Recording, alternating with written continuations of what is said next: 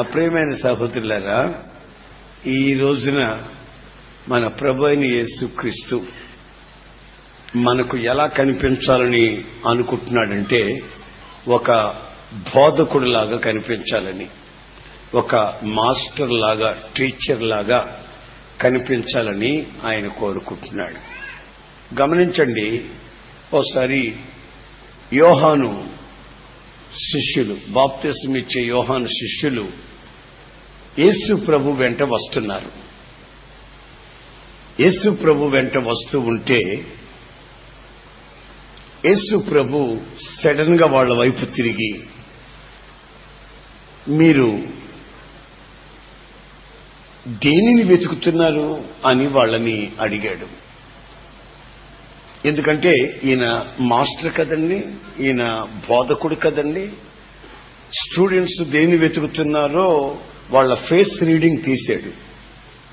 వాళ్ళ అంతరంగాన్ని కనిపెట్టి వీళ్ళు ఏదో వెతుకుతున్నారు గనుక మాస్టర్ కదండి గుర్తుపట్టాడు. మీరు దేని వెతుకుతున్నారు అన్నాడు. అప్పుడు వాళ్ళు ఏమన్నారంటే, మేమా అని కొంచెం ఆలోచించి, మీ నివాస స్థలం చూడాలని వెతుకుతున్నాము అన్నాడు. మీ నివాస స్థలం ఎక్కడయ్యా? అది చూడాలని మేము వెతుకుతున్నాం బాబు అన్నారు వాళ్ళిద్దరూ. అప్పుడు ప్రభు ఏమన్నాడంటే, వాళ్ళ అంతరంగాన్ని గుర్తుపట్టి, మీరు వచ్చి చూడండి అన్నాడు. మా నివాస స్థలం ఎక్కడా, నా నివాస స్థలం ఎక్కడా అని అడుగుతున్నారా? పలానా వీధిలో పలానా నెంబర్ ఇల్లు, అక్కడికి వచ్చి అడిగితేనే ఉంటాను, అది నా రెసిడెన్స్, నా నివాస స్థలం అని ఒక్క మాటతో చెప్పాల్సిన యేసయ్య ఏమన్నాడంటే, కమ్ అండ్ సీ, వచ్చి చూడండి అన్నాడు. ఇప్పుడు లెక్చరర్లు ఉండవచ్చు, టీచర్లై ఉండవచ్చు, పంతుళ్ళై ఉండవచ్చు. వీళ్ళు చెప్పినంతసేపు చెప్పి, ఆ రోజు ఎక్కడనో ఒక కాలేజీ దగ్గర ఉన్నా నేను, వేరే పని మీద వెళ్ళి, చెప్పినంతసేపు లెక్చర్ చెప్పి అటు వెళ్ళిపోయి చెట్టు కింద సిగరెట్ తాగుతున్నాడు. స్టూడెంట్స్ కిటికీలో నుంచి ఆయన్ని చూస్తున్నారు. బాగా వినండి, ఈయన లెక్చరర్, మాస్టర్, డిగ్రీలు అన్నీ ఉన్నాయి, ఇంతసేపు బోధ చేశాడు వాళ్ళకి, కానీ అక్కడికి వెళ్ళి తాగుతున్నాడు.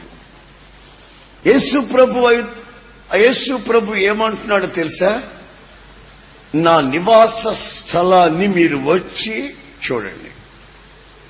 నేను నివాస స్థలంలో ఎలా ఉంటానో, మీతో మాట్లాడేటప్పుడు ఎలా ఉంటానో, ప్రజల మధ్యలో ఎలా ఉంటానో, ఎక్కడ ఎలా ఉంటానో మీరు నాతో వచ్చి చూడండి.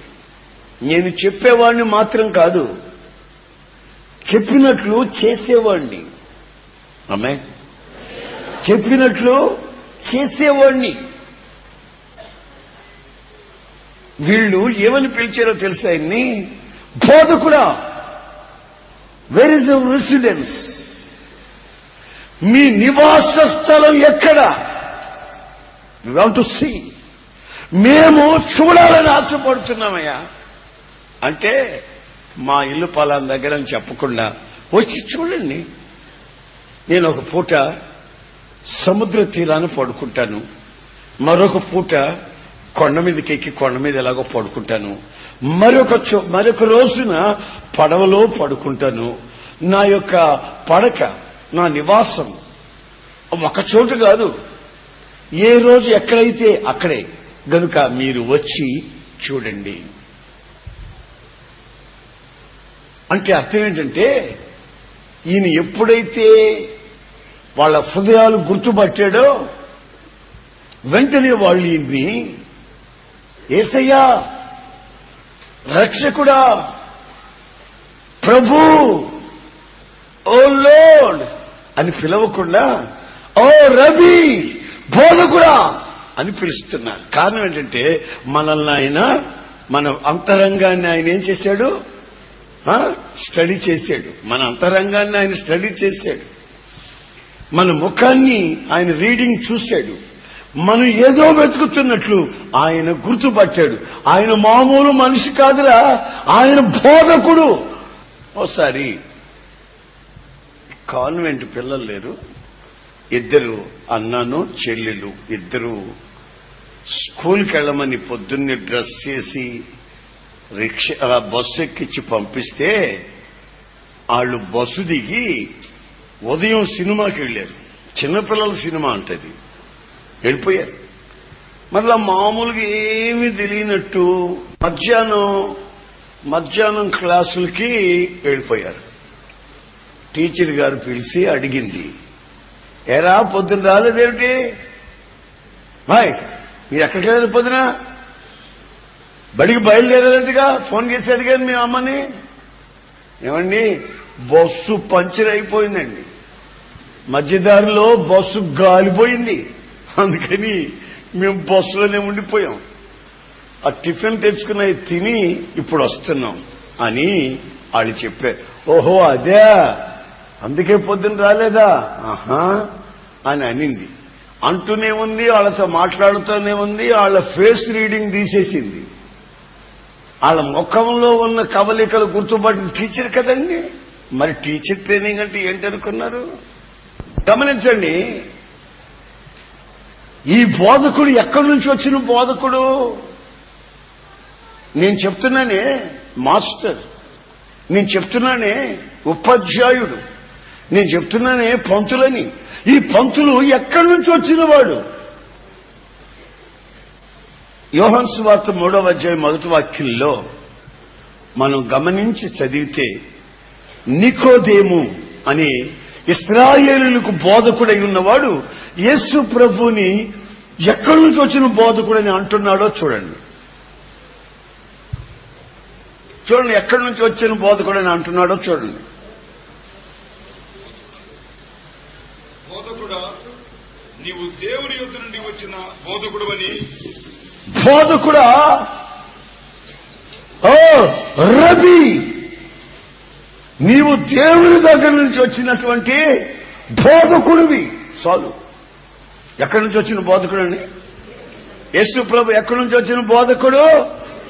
ఏమండి క్లర్క్గా ఉండి ఇది బీఈడీ కట్టుకొని ఏమని నిన్న పాస్ అయ్యి, ఎంతైనా నీ వయసు 43కి ఇప్పుడు పాస్ అయ్యావా బీఈడీ?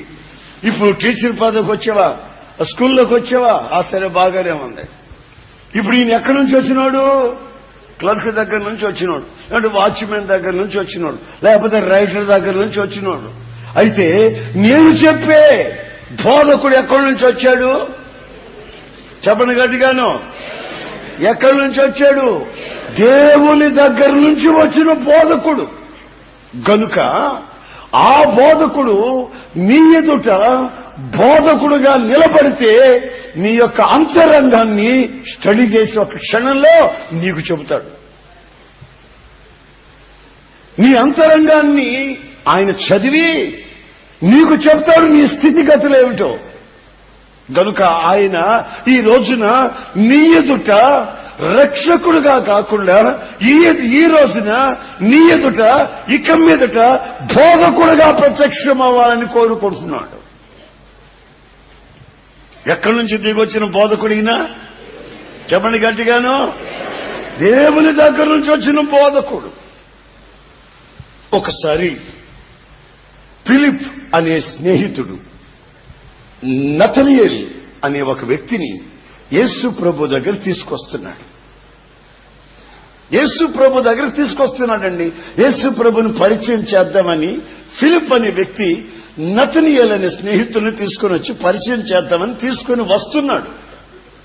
మధ్యలో ఏమన్నాడంటే నతనయేలు, ఒరేయ్ ఫిలిపో, నువ్వు అన్నీ నమ్మేస్తావురా, ఎవడు కనబడితే అన్ని నమ్మేస్తావు, నీకు తెలివి తక్కువ, నమ్మేస్తావు. ఆడెవడో దయ్యాలను వెళ్ళగొడుతుంటే, ఆడెవడో అద్భుతాలు చేస్తుంటే, మంత్రాలు చేస్తుంటే ఆని రక్షకుడిని నమ్మేశావురా నువ్వు. అసలు నజరేతు నుంచి మంచిది ఏదైనా వస్తుందంటరా? లేఖనాలు తెలీదురా నీకు, ముద్దోడివి, దుర్మార్గుడివి, నువ్వు నా స్నేహితుడివే కానీ తెలివి తక్కువడివి.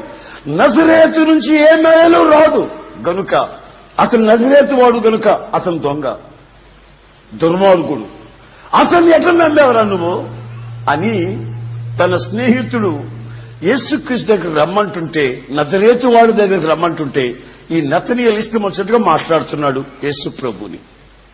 ఇలా మాట్లాడుకుంటూ మొత్తం మీద వచ్చేసరి ఆయన దగ్గరకు వచ్చారు.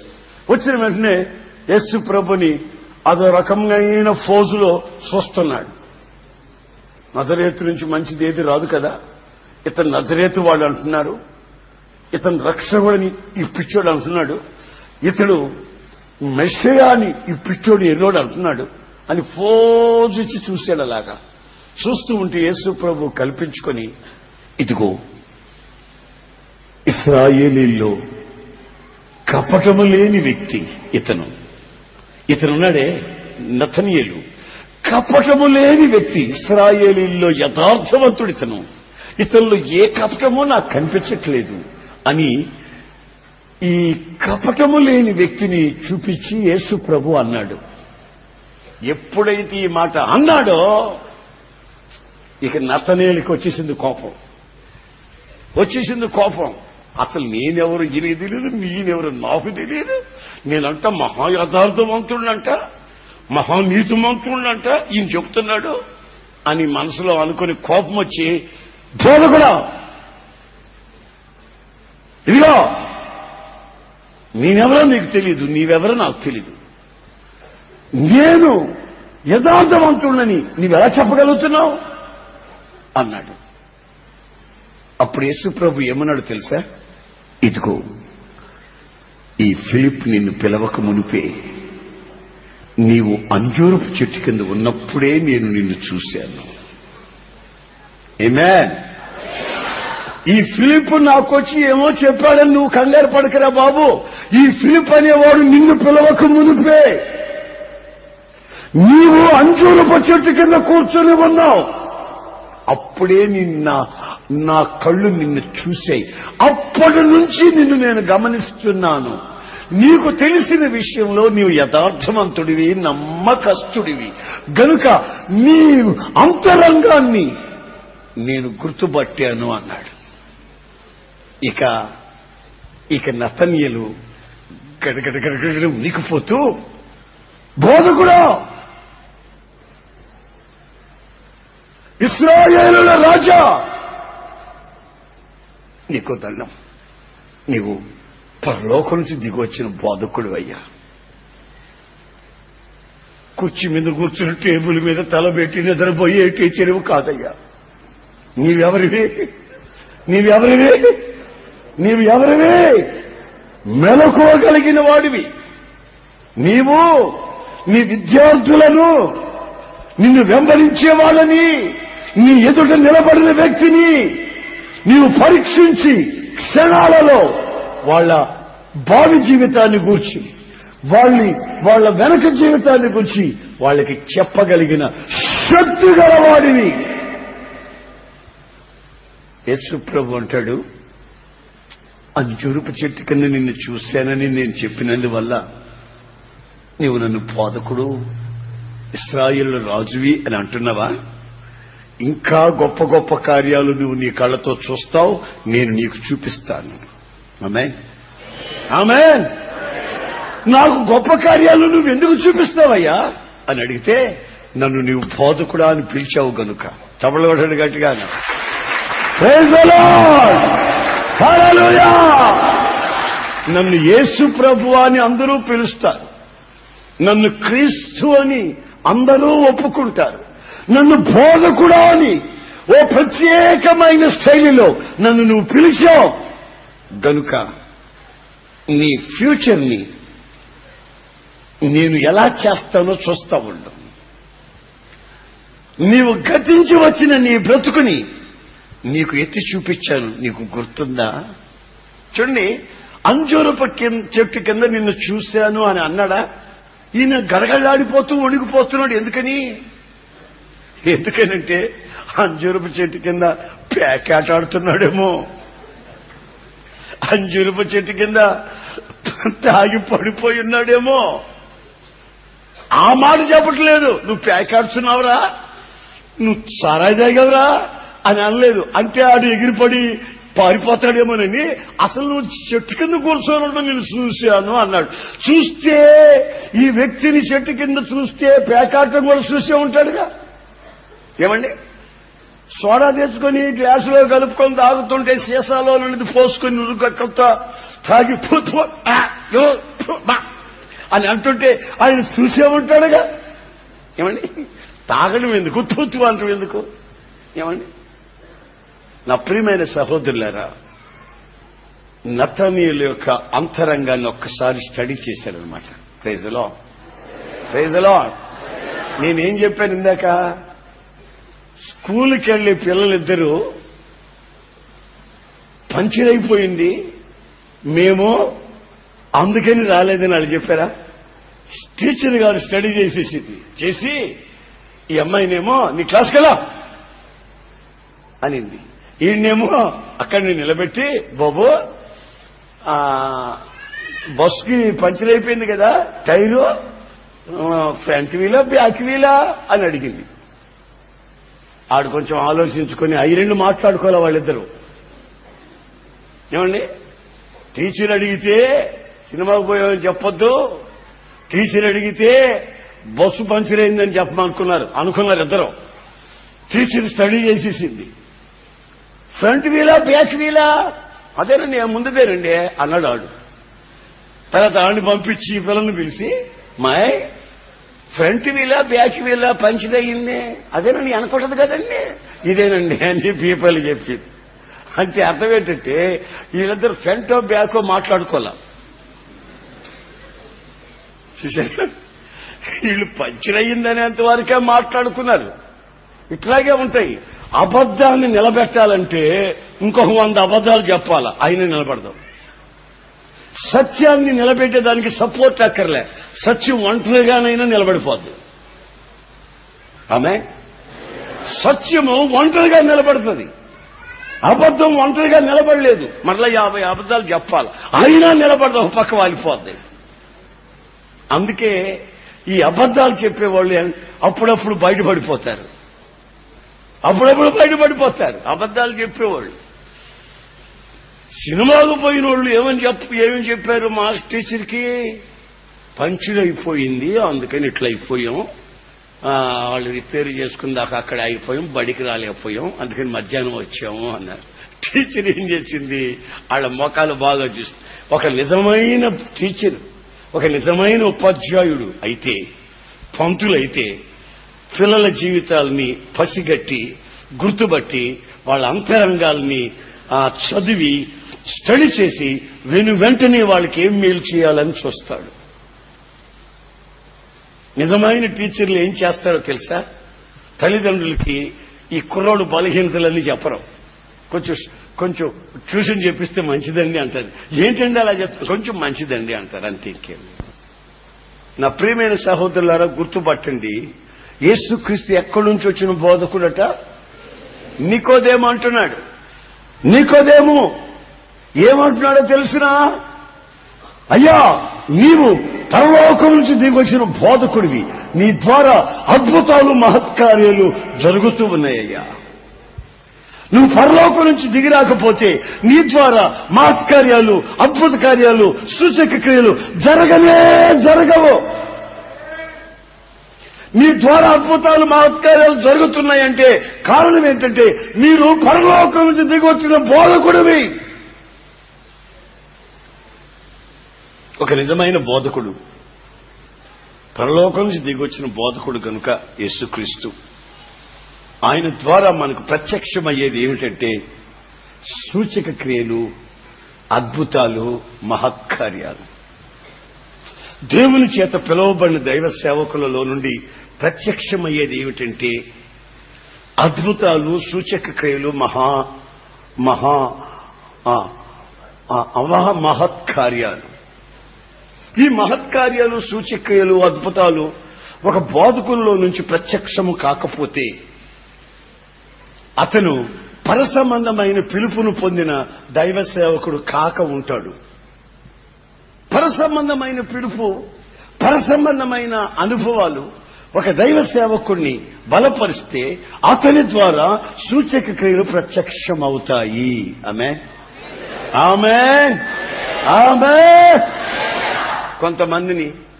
కొంతమంది దైవజనులు కొన్ని చర్చిల్లోకి కొంతమంది వెళితే, ఏమయ్యా నా కూతురు దయ్యం పట్టింది, పెటా పెటా పెటా పెటా మొహాలను బాగా పడుతుంది అయ్యా, నలుగురు మనుషులు మగాళ్ళు పట్టుకుని రావట్లేదని నా కూతురు అయ్యా పాస్టర్ గారండి ప్రార్థన చేయండి అని అంటే, పాస్టర్ గారు ఏమంటారు తెలుసా? దయ్యాల ప్రార్థన ఇక్కడ కాదు, అక్కడ. ఎక్కడ? 7వ తారీఖు. ప్రైజ్లా. దయ్యాల ప్రార్థన ఇక్కడ కాదు, 7వ తారీఖు. మేము పోయినా మమ్మల్ని కొట్టేటట్టుంది ఆ మనిషి, ఎందుకు వచ్చిన గొడవ అని పాస్టర్ గారు భయపడిపోయి దడబుట్టి, అదిగో స్వస్థ ప్రార్థనలు అక్కడ. ఏది? ఏ హాస్పిటల్కి పోయినా చెవుల్లో పెట్టి కొంచెం ఒత్తి చూసి హైదరాబాద్ అన్నట్టు. సరేండి, హైదరాబాద్కి పోండి, ఇక్కడ లాభాలేదు, హైదరాబాద్కి పోండి, స్పెషలిస్ట్ అక్కడ ఉన్నాడు అన్నట్టు. దయ్యాల స్పెషలిస్ట్ అన్నట్టు.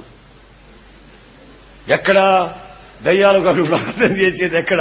రోగాల కొరకు ప్రార్థన చేసేది ఎక్కడ? సంతానం లేకపోతే ప్రార్థన చేసేది ఎక్కడ? కోర్టు సమస్యల కొరకు ప్రార్థన చేసేది ఎక్కడ అంటే 7వ తారీఖు. అనేక మంది పాస్టర్లు ఇక్కడికి పంపిస్తున్నారు, అనేక మందిని. కారణం ఏంటంటే మాకు ఆ పిలుపు లేదు అని వాళ్ళే పరోక్షంగా చెప్పినట్టే. మాకది లేదు, అక్కడికి వెళ్ళండి. యేసు ప్రభువుని గురించి ఇశ్రాయేలు బోధకుడై ఉన్న నికోదేము ఏమంటున్నాడంటే, అయ్యా నీవు చేస్తున్న సూచక్రియలు, అద్భుతాలు, మహత్కార్యాలు, బోధకుడా ఇవి పరలోకం నుంచి దిగి వచ్చిన బోధకుడు తప్ప మరెవ్వరూ చేయలేరు అని యేసు ప్రభుని గురించి ఒక అద్భుతమైన సంగతిని ఆయన నోటి ద్వారా కన్ఫస్ చేస్తున్నాడు, ఒప్పుకుంటున్నాడు. Praise the lord. ఇప్పుడు మరి యేసు ప్రభు ఎవరైనా ఆయన చెప్తున్నాడు? ఎవరని చెప్తున్నాడు చెప్పండి? ఎవరినని? పరలోకం నుంచి దిగొచ్చిన వాడివని చెప్తున్నాడు.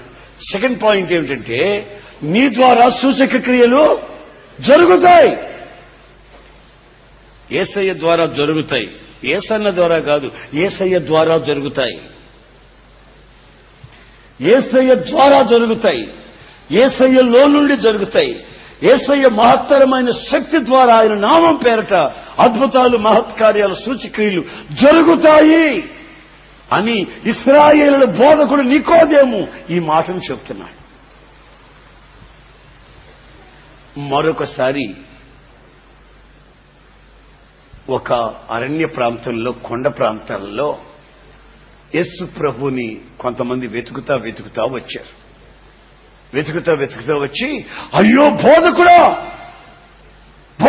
రబీ, నిన్ను వెతికి సచ్చావురా బాబు, ఇక్కడికి ఎప్పుడొచ్చాం నాయన అని యేసు ప్రభుని అడిగారు.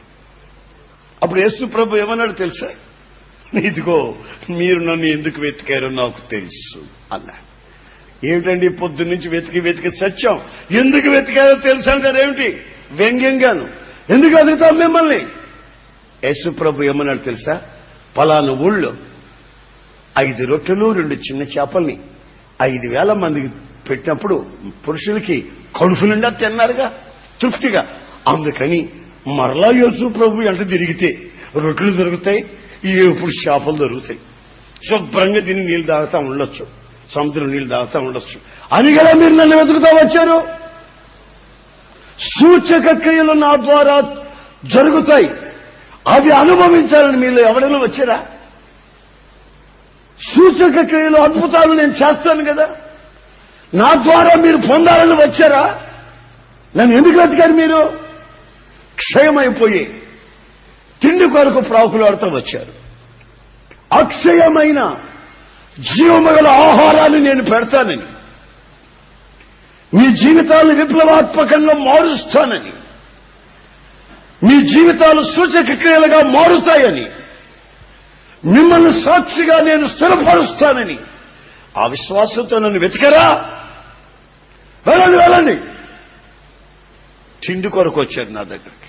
జాగ్రత్త, నా దగ్గరికి వచ్చేవాళ్ళు తిండి కొరకు రాకూడదు. నా దగ్గరకు వచ్చేవాళ్ళు ఎందుకు రావాలి తెలుసా? బ్రతుకుని మార్చుకొని, నా ద్వారా బ్రతుకుని మార్చుకొని ఒక నూతనమైన జీవము గల మార్గములో నడిచే జీవితం కొరకు రావాలి. నీ ఒక సూచక క్రియగా అనేకులకి మారాలి. అనేకులు నిన్ను చూసి ఆశ్చర్యపడిపోవాలి. యేసయ్య ద్వారా నేను ఒక సూచక్రియగా మారాను అని ఆశ్చర్యపడాలి. అందుకు నన్ను వెతుకుతూ రావాలి. అంటే యేసు ప్రభు మనసులో ఉన్న ఆలోచన ఏంటంటే, నేను సూచక్రియలు చేస్తాను కదా, నా సూచక్రియలు అనుభవించండి మీరు అని. అయితే ఇళ్ళెందుకు వచ్చారు? సూచక్రియలు మాకెందుకండి, కడుపు నిండితే చెప్పండి, కడుపు నిండితే మాకు సరిపోద్దండి. సలికోట్లు ఉన్నాయండి మీ దగ్గర? ఎస్ఎన్ గారు బస్సు ఆపి ఒక కండక్టర్ గారు నా దగ్గరకు వచ్చి, ఏమండి ఎస్ఎన్ గారండి, 3-4 రోజుల నుంచి మిమ్మల్ని ఎతకుతున్నాను, మీ దగ్గర సెలికోట్లు వచ్చినాయండి, అతుకులు దుప్పట్లు వచ్చాయండి, ఏమండి మీరు ఏమైనా ఇళ్లు కట్టిస్తున్నారండి, మీరేమైనా గేదెలు కొని పెడుతున్నారండి, మీరేమైనా హాస్టల్ పెట్టారా అండి, మీరేమైనా స్కూల్ పెట్టారా అండి మా పిల్లల్ని చదివించుకోవడానికి అని ఈ పాడు వ్యవహారాల కొరకు వచ్చాడే కానీ తాగుబోతనం మానాలని రాలా. చూసారండి?